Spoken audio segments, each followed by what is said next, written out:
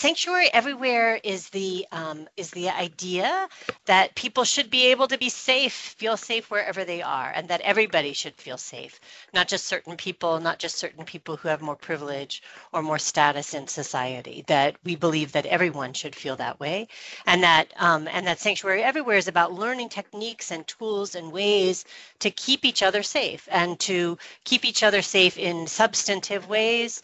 By intervening in violence. Some of you may have been in the bystander intervention training last month.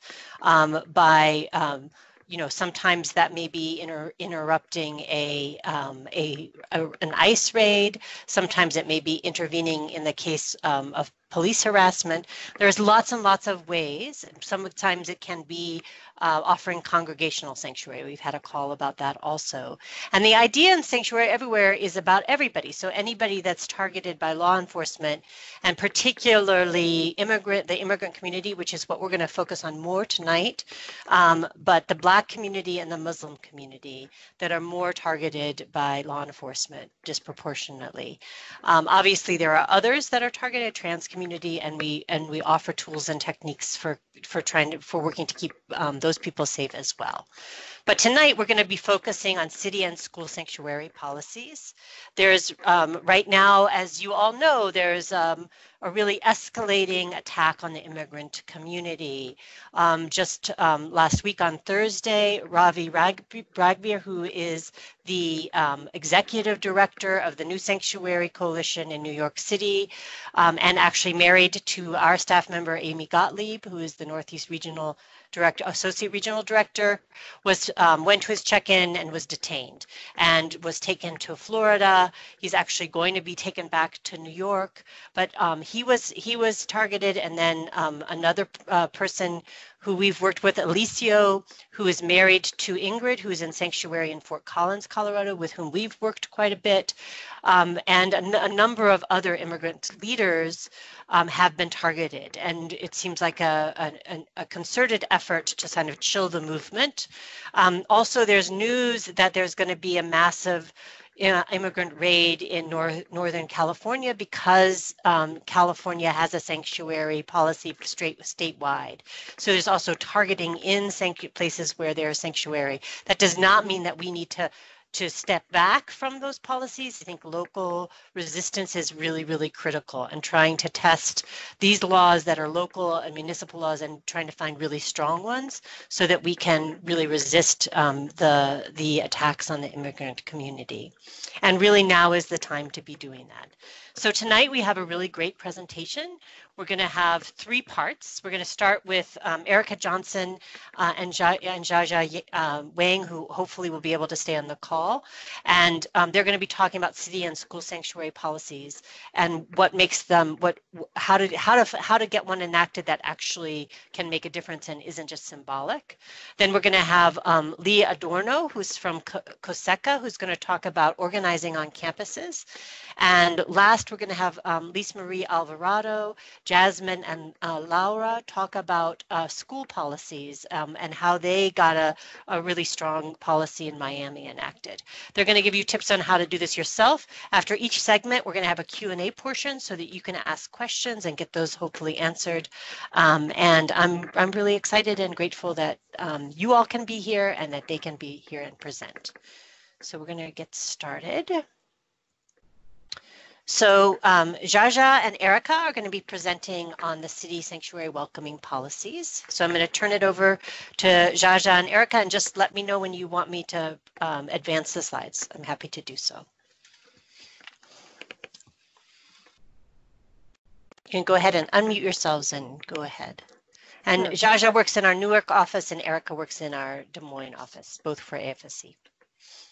Yes, thank you, Lucy. Everybody can hear me well? Great. Yeah. So my name is Chia-Chia Wang. I am with the American Friends Service Committee Immigrant Rights Program in Newark for working there for the last 13 years. And I have to say, though, the sanctuary policy is nothing really new, but it became really a heated topic because the new, I guess, administration has been targeting, so-called sanctuary cities.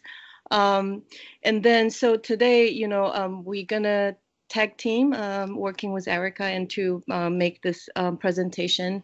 And we will start by, sharing with you why sanctuary policies are important, and then going through the key components, the principles for a good sanctuary policy, and then going to really share with you the tips that we think you can use to get involved and get this work started in your community. And then lastly, we will show you some example of good policy and bad policies, or, really symbolic, less meaningful policies. So Lucy, we can start with the slide. Okay, so I want to share with you an actual story that a woman that we work with. And this happened in a township called Montclair in New Jersey. And some of you may have heard of the township because it's a fairly progressive town.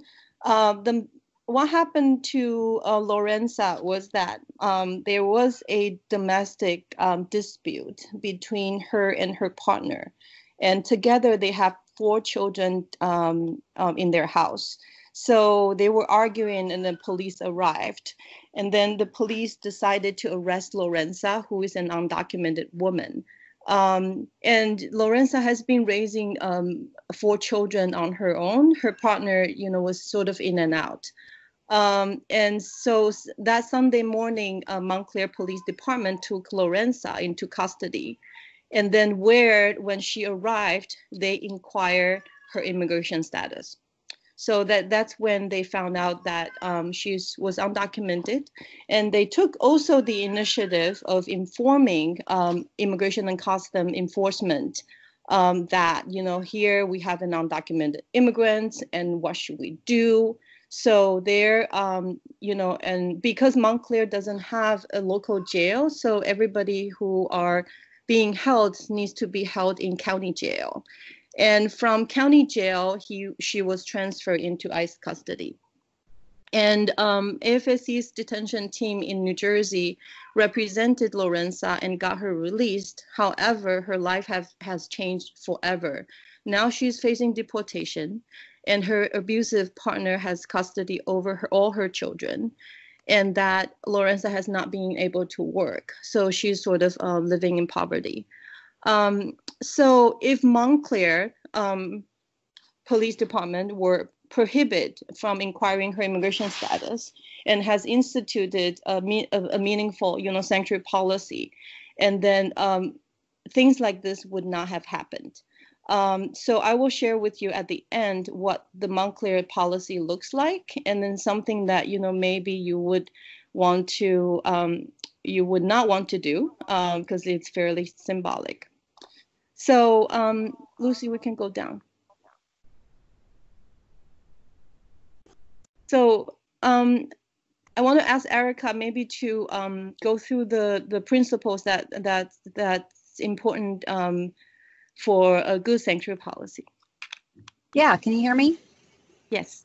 Perfect. I'm Erica Johnson. I'm the director of the Immigrant Rights Program that we have here in Des Moines, Iowa. And so what I'll do, like Chia-Chia said, is kind of just go over the general principles. As we've kind of already touched on, the broad view of these policies are that, cities and municipalities, counties are enacting them in order to attempt to protect, to provide some level of protection for immigrants. They are sort of limited, that should be noted, but we'll dig into that a little bit more. So you can see there, we've put up the overview that these policies are policies that seek to keep immigrant communities safe and ensure that everyone, regardless of immigration status, is treated equally. They direct city resources and or agencies, meaning they direct them to do something, and they also uphold the Constitution. I think a simple way of saying all of that would be that they're policies that seek to limit the cooperation between ICE and local law enforcement. And it should also be noted that municipalities, again, whether they're cities or counties, are under no legal obligation to cooperate with federal immigration authorities. There are lots of resources out there, I should say, from the Immigrant Legal Resource Center. That was one agency that helped us a lot as we were crafting our policy and creating our strategy here in Des Moines. National Immigration Law Center, in addition to AFSC, and all the good things we've put together. So there's four bullet points that we've laid out there. The first one, create a formal policy to minimize assistance to ICE, really has to do with the county or jail level. As Chia-Chia mentioned in Lorenzo's story, sort of illustrates that a lot of people are actually caught up in and funneled into the ICE detention system in the county jail level, on the county jail level. So what that would look like is, it would be important for you to do some research to find out if you have any formal policies already on the books. And so these are things, and I'll get a little technical here, but these are things you might have heard of, things that are called 287G agreements or intergovernmental service agreements. These are, written agreements between local law enforcement, county jails, county sheriffs, and the federal agency ICE that seek to train local law enforcement as ICE officers to enforce immigration law, or seek to or provide money for local jails to house detainees. But so one of the things that you would be looking for when you find out about those things is to remove those agreements if they do exist, and then instead pass things that limit physical presence of ICE officers in jails, limit questions that officers or jail staff can ask about immigration status, and request that sheriffs, jail operators actively do not honor ICE detainer requests. So it's kind of a lot in that first bullet point, but again, sort of focusing really on what goes on at the county and jail level.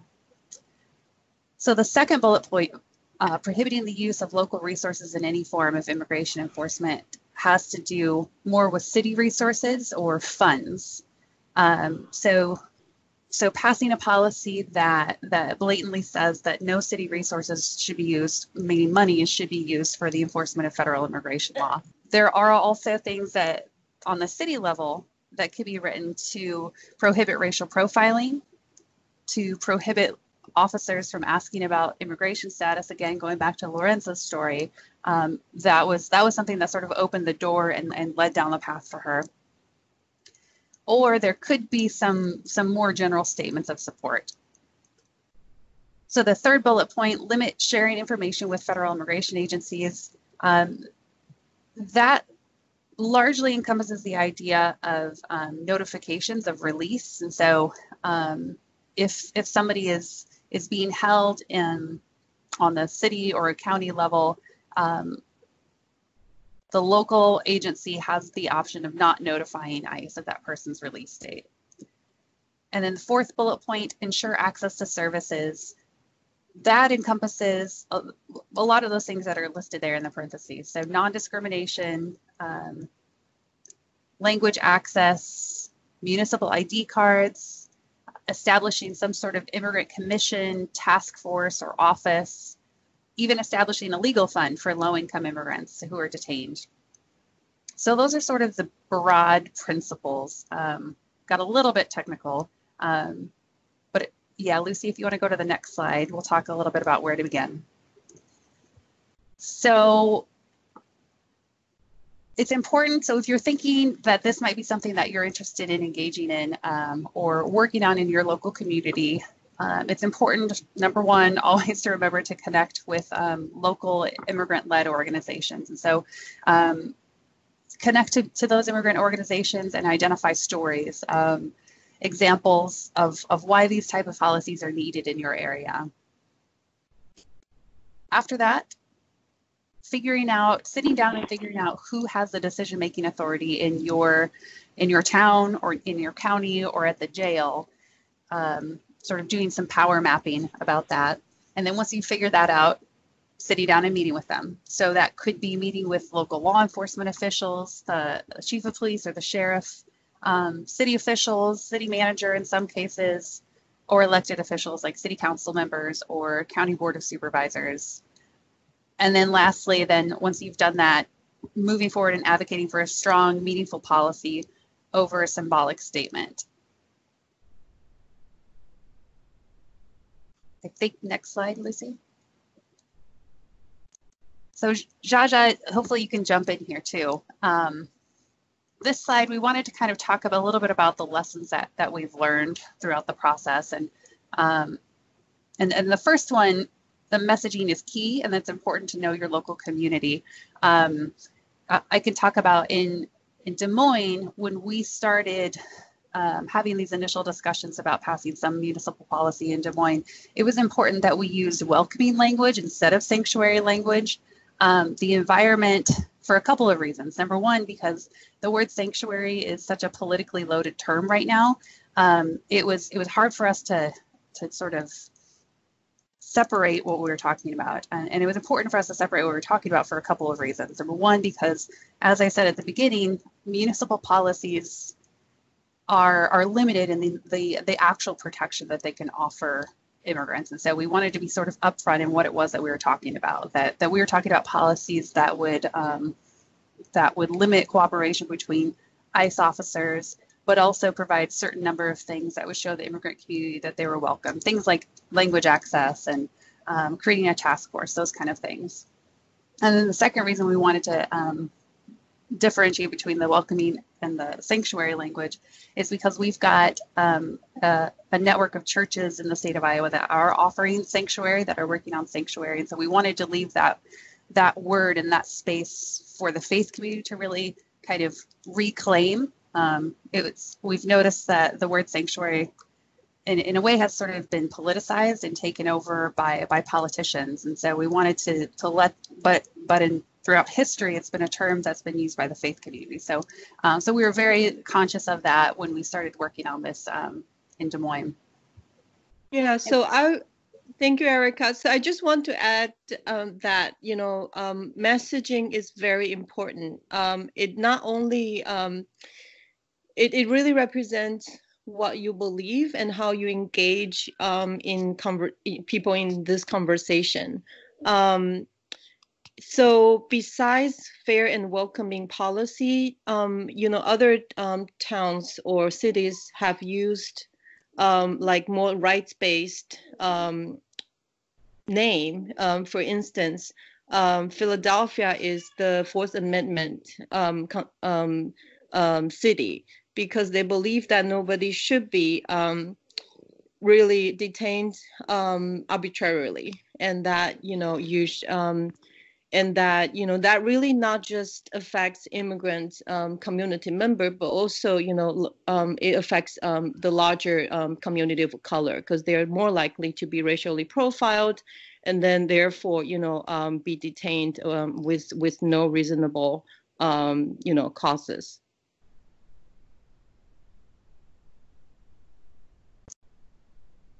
And then the last is something that's really important. You do want to expect pushbacks, and then get ready for that. A lot of the pushbacks could be from citizen communities or from elected officials, and then some of them use or believe that this has something to do with national security, with safety. But you have the opportunity to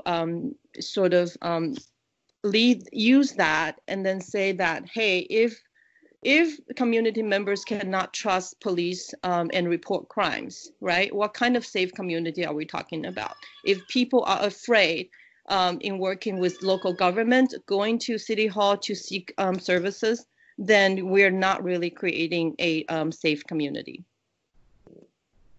Erica, you have anything to add? I think we kind of skipped the second bullet point, and that's maybe that's very important too. One, right? But yeah, just wanted to highlight that any work should be directed and or driven by the immigrant community. So that's why we mentioned, the first place, if you're thinking about doing this in your own community, the first place to start is obviously connecting with the immigrant-led organizations, the immigrant community, individual leaders, to see what stories there might be, and to really sort of take the cues from them in this environment where those are the folks that are being, if we're talking about being targeted by ICE, by the U.S. government, those are the folks who are going to suffer the most. And so making sure that everything we do is driven by that community is really important. I think that's it for that slide, right? Yep. Yeah, so we talked about Montclair. Lorenza is from Montclair and lived in Montclair and was affected by Montclair police, unlawful or unlawful, arrest and detention or transfer her into ICE custody. And then around the same time, it was last year, the city council of Montclair actually adopted a sanctuary policy. And it's very hard to read. I guess I didn't enlarge the font enough. So basically it's 2-page policy. One, first, whereases, basically say that, the Montclair township respect human rights for all, and that believe that, immigrants bring, contribution to our society and our community. But then the second page, you see the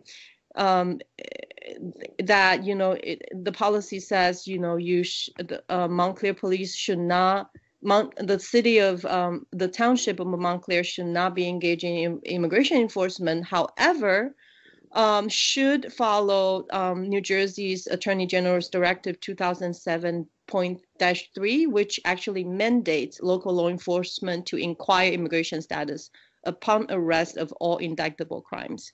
So what we know is that, the AG's directive has negative implication and impact on immigrant community. For a sanctuary policy that actually highlights that directive and stating that they're going to follow is actually truly not a sanctuary policy.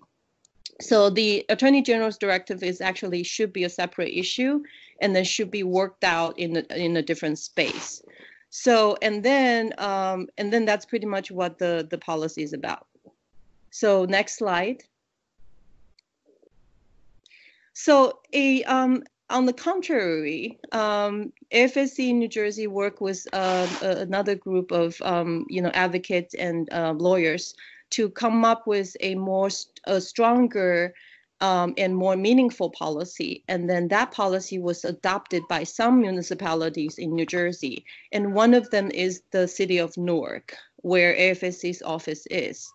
So as you can see, some of these titles, these are just 3.5 pages out of 8 pages substantive, policy. The first one is exactly what Erica talked about, prohibit local law enforcement from entering into 287G agreement, from entering into, immigration detention contract or other kind of collaborative program that would assist in immigration enforcement. And then the third would be prohibits, sharing of information. And then also the fourth bullet, or the part 4 is about, prohibit, bias and racial profiling, anti-discrimination. And that really affects larger, more people than just immigrant community member. That's a very important thing to have and to build coalition around this issue. And then the following pages, I couldn't squeeze all everything in, but pretty much,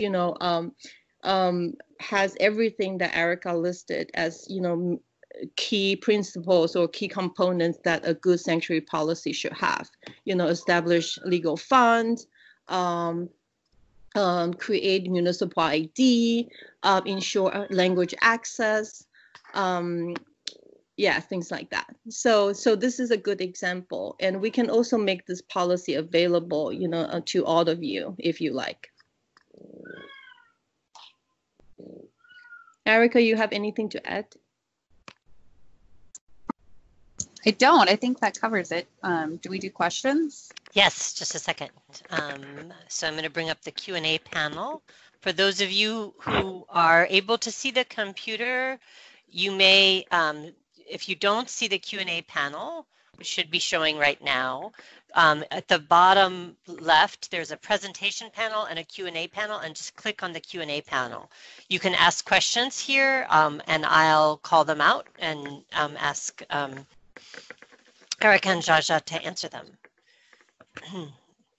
And you can also use the tabs to return to the Q&A panel at any point. So if there are any questions.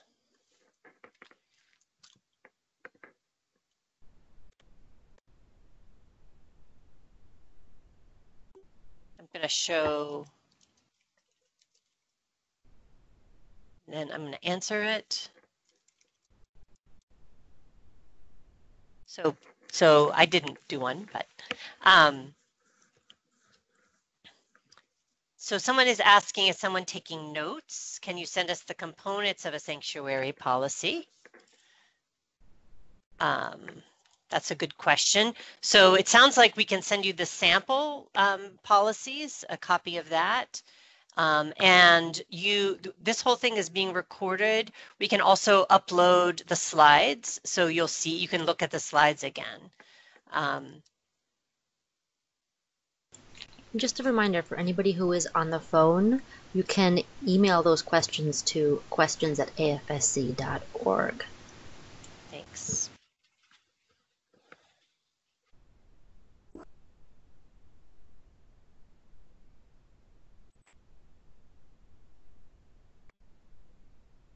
Any other questions?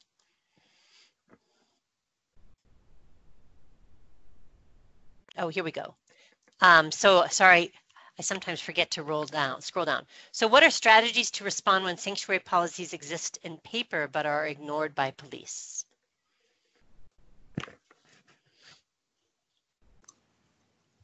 Chia-Chia and Erica, you want to try that? Hey, I think, this is Erica, I think that's for us in Des Moines, that's why it's so important that we have policies on paper. So we actually in Des Moines, we didn't get the policy yet that we're looking for. We've got some nice things that have been said by city leaders that we appreciate and are certainly moving in the right direction. But unless things are written down on paper, it's hard to hold people accountable. So and this, you know, this goes for policies related to the kind of things that we're talking about. So for example, like directing officers not to ask about immigration status, or directing officers not to racially profile and discriminate.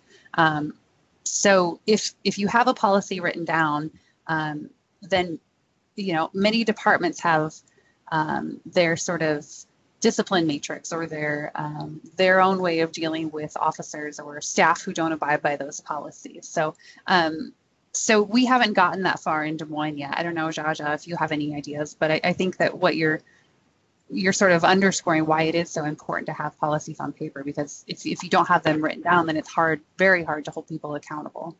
Yeah, it is very important. That's why it's important to have a good policy, the very detailed, specific policies directing city agencies what to do. And then one thing that I didn't mention, and I think this question sort of reminds me of that, and I believe that it exists in the Newark policy, is actually it requires local police, Newark police, to report on a biannual or annual basis the number of incidents where they share their people's immigration status, as well as where they actually transfer people into ICE custody. Because oftentimes there are exceptions where, you know, law enforcement has to sort of, or are required to cooperate by federal law. For example, if there is a federal crime investigation and they're obligated and have to follow. So make sure that there is a reporting requirement.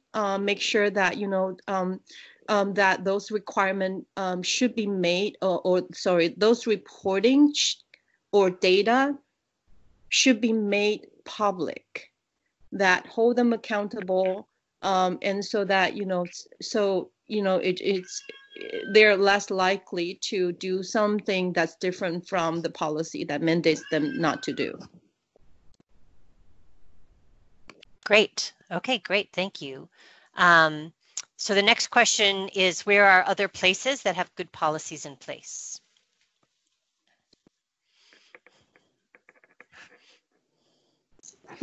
So I think that, I think there are too many municipalities, and I don't think we can enlist all of them. Newark, New Jersey is a good one. I can send that example, but I do want to highlight that California Value Act is a good one on the state level. And I think because there are less, state level policies, it's probably easier to list them. And then, and I believe that Illinois has one. Mm-hmm. And then maybe one or two other states have also pretty good, strong sanctuary policy. Great, thank you. The next question is from Amanda. To what extent is the academic community involved in these issues, according to your experience? i.e. universities, academics, and students. In Des Moines, our school board actually was, the Des Moines Public School Board was really involved in this early on, and they actually passed what they called a sanctuary policy in February of 2017. So they were in more advanced than the city, certainly, on this issue. But they were involved also in pushing the city, or attempting to push the city to pass a strong policy. But I think, and maybe through that work, then teachers and students were engaged and aware of the issue and involved in the municipal process too. There's a couple of universities around the state who have said a couple of things. I can't remember. I need to go back and look and see what specific policies they've actually passed.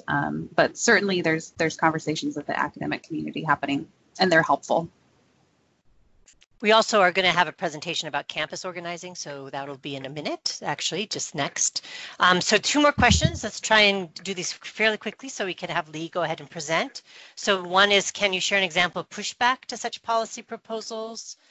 And then there's one more.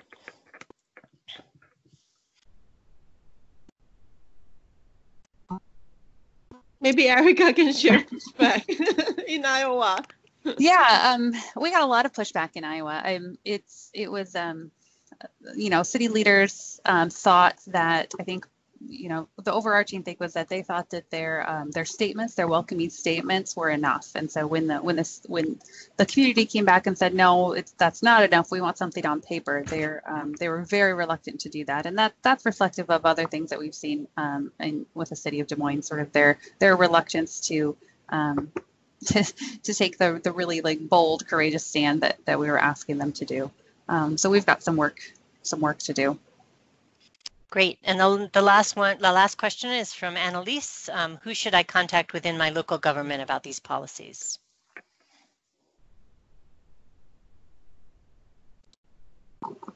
Well, I mean, yeah. So initially, it's good to connect with immigrant organizations and immigrant communities, and sort of make sure that it's something that people want to do. And then once that step has been done, if it's been done already, doing that power mapping would be important. And so it's probably, I think it's true that it depends on your community.